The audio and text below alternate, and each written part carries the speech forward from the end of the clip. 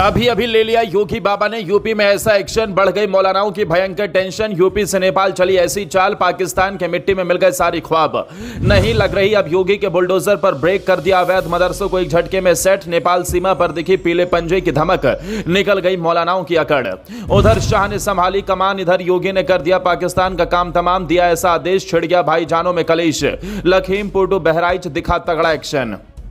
जी हां, जो आपने सुना वो एकदम सच है, क्योंकि योगी ने फिर एक बार यूपी में ऐसा काम किया है जिसने पाकिस्तान से लेकर नेपाल तक में भूचाल ला दिया है। पहले मोदी सरकार के आदेश पर पाकिस्तानियों को यूपी से खदेड़ा, फिर रोहिंग्या मुसलमानों पर शिकंजा कसा और अब ऐसा बुलडोजर प्रहार नेपाल बॉर्डर पर किया जिसने मौलानाओं के भी माथे पर चिंता की लकीरें खींच दी हैं। यहां तक कि अब अवैध मदरसों पर भी सीलिंग की कार्रवाई की है जिसने सबको हैरान कर दिया है।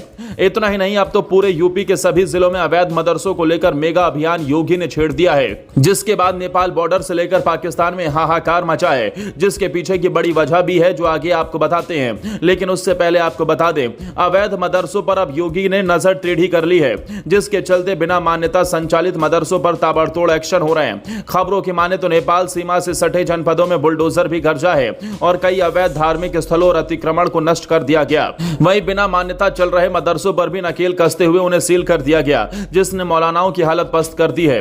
बताया जा रहा है कि अब तक सैकड़ों अवैध अतिक्रमण को हटाया जा चुका है। जिलों के हिसाब से देखें तो अब तक बहराइच की तहसील नानपारा और मिहीपुरवा में 117 अतिक्रमण हटाए, जबकि मोतीपुर में एक मदरसा दारुल उलूम अजीजिया अदीकतुल नोमान सील कर दिया गया।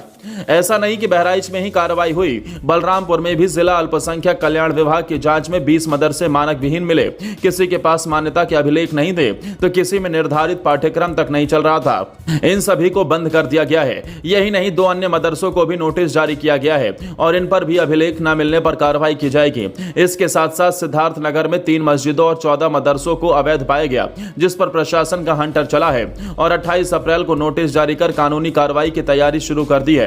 इसी तरह महाराजगंज के नौतनवा, फरेंदा और निचलौल में 29 अवैध अतिक्रमण चिन्हित किए गए हैं। वहीं श्रावस्ती में 33 मदरसों को सील और 1 मस्जिद को हटाया गया है।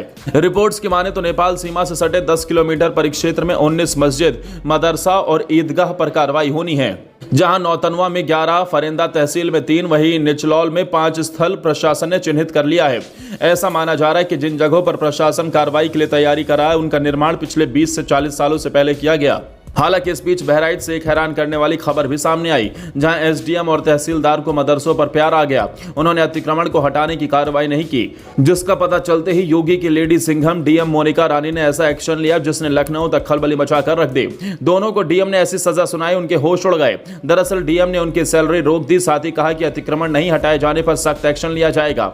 बता दें, नेपाल बॉर्डर पर अवैध मदरसों के खिलाफ हो रही कार्रवाई ने नेपाल से लेकर पाकिस्तान तक में खलबली मचा दी है। योगी का साफ कहना है कि अब मदरसों से भी बच्चे पढ़ लिख कर अच्छी तालीम हासिल करें, जिसके चलते सीमावर्ती इलाकों में राजस्व और पुलिस प्रशासन की संयुक्त टीमें छापा मारकर अवैध कब्जों के खिलाफ कार्रवाई कर रही हैं। अब आगे और कितने मदरसों पर बड़ी कार्रवाई होती है ये तो देखने वाली बात होगी।